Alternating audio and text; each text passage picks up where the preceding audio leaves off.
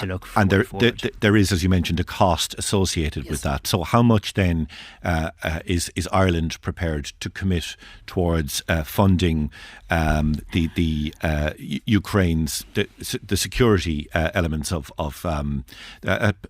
to contribute to a security fund for Ukraine? So I think there's two parts to this. There's what we're going to do right now in the here and now, and in relation to that, I'm proposing a package of €100 million in financial assistance for non-lethal military support. I'll bring that to Cabinet on Tuesday. That will basically involve providing money that will be used to purchase things like armoured vehicles that can assist in demining and cyber protection measures, non-lethal use of military equipment.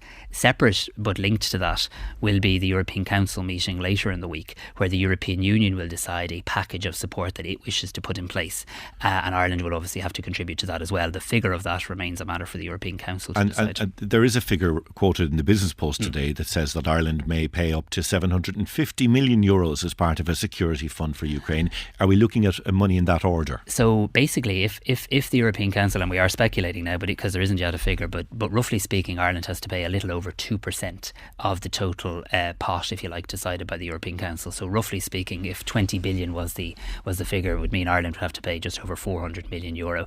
If you'd have to go up to 30 billion, I think, to see a figure of around €750 million. So we need to await the outcome of that. But can I say this? Whatever the cost is, the cost of not paying it is much more significant in terms of the security of the European Union, in terms of the defence of a sovereign country, the largest country on the continent of Europe. And this is a time now to be on the right side of history and to actually stand up for the UN Charter, stand up for freedom, stand up for a country's sovereignty. And I can tell you from engaging intensively with counterparts in the last few days, the consequences of this are well beyond Ukraine. A bad deal, a bad outcome for Ukraine is not just one for Ukraine, it's one for European security. And are you giving a